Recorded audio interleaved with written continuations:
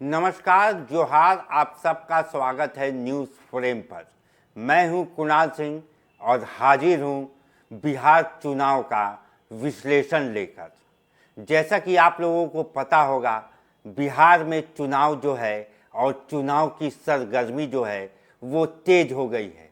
अगले हफ्ते चुनाव आयोग अपना बिहार दौरा भी शुरू करने वाला है और चर्चाएं हैं कि 1 से 15 नवंबर के बीच चुनाव होंगे और 3 चरणों में बिहार का चुनाव संपन्न कराया जाएगा। इसके साथ ही एनडीए के साथ और महागठबंधन दोनों में सीट शेयरिंग को लेकर किचकिच शुरू हो गई है। आज हम बात करेंगे एनडीए के सीट शेयरिंग को लेकर, जिसको लेकर अभी मुख्य मुद्दा जो है वो चिराग पासवान बने हुए हैं। हमने कल भी आपको बताया था कि किस तरीके से चिराग पासवान और प्रशांत किशोर की जुगलबंदी बनती हुई दिख रही है, लेकिन चिराग पासवान ने एक और बयान देकर एनडीए पर अपना जो राजनीति का दबाव होता है उसे बढ़ा दिया है। चिराग पासवान ने कहा कि वो किसी भी हालत में अपने सम्मान से समझौता नहीं करेंगे। अपने सम्मानजनक सीट से वो कोई भी समझौता नहीं करेंगे। इसके साथ ही जिस तरीके से चिराग पासवान बराबर मुखर होके अपने सीटों की डिमांड को रख रहे हैं, उससे एनडीए में घमासान मचा हुआ है। पिछले दिनों जैसा आपने देखा कि किस तरीके से नीतीश कुमार जब जेपी नड्डा पहुँचे पटना तो उनसे नहीं मिले, जिसके बाद से अमित शाह को खुद पटना आना पड़ा और एक होटल में नीतीश कुमार और अमित शाह की मीटिंग हुई। ये सारी मीटिंग इसी सीट शेयरिंग को लेकर चल रही है।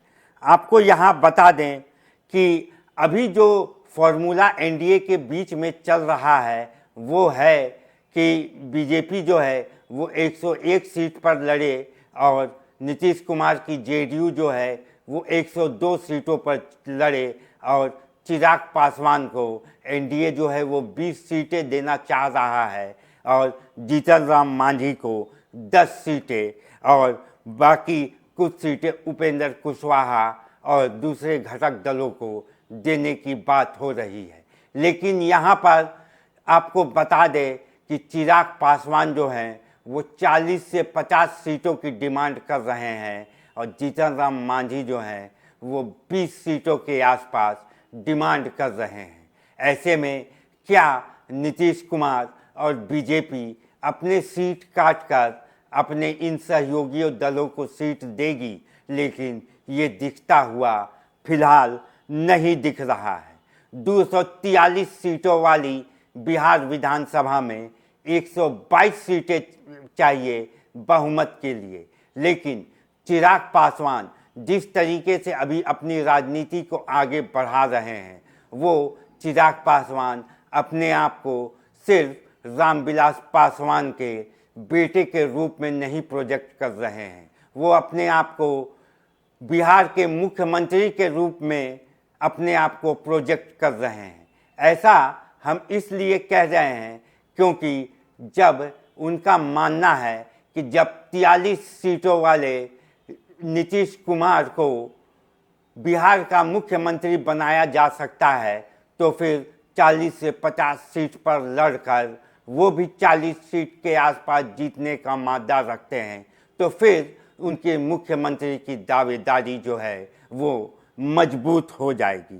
और इसका जो और इसके जो संदेश हैं उनके जीजा जो हैं अरुण भारती वो समय समय पर देते भी आए हैं और इसी तरीके से वो एनडीए पर एक दबाव की राजनीति जो है वो बना रहे हैं।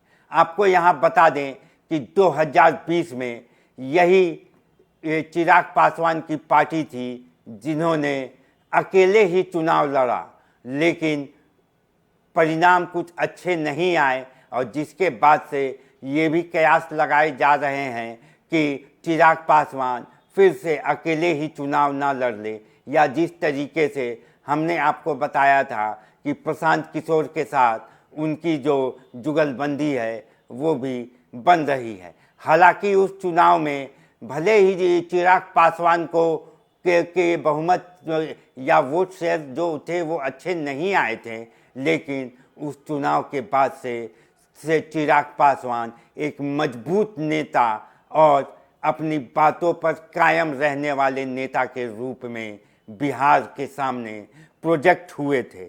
उसी प्रोजेक्शन को लेते हुए अभी ये कयास लगाया जा रहा है कि चिराग पासवान जो है वो कोई बड़ा कदम उठा सकते हैं। आपको यहाँ पर ये भी बता दें कि चिराग पासवान जो है वो बिहारी फर्स्ट और बिहार फर्स्ट का नारा बुलंद करते हैं, और उसके साथ साथ उन्होंने पहले भी कहा है कि मैं ना टूटूंगा और मैं ना झुकूंगा। तो इन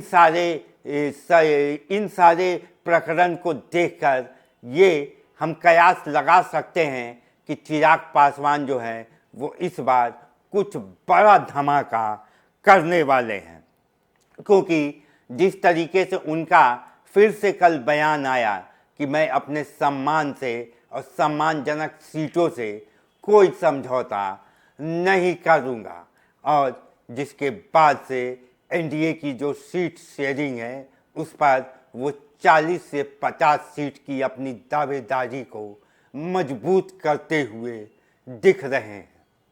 अभी के लिए बस इतना ही बिहार की राजनीति और बिहार के चुनाव का विश्लेषण लेकर हम हर दिन आपके सामने उपस्थित होते रहेंगे।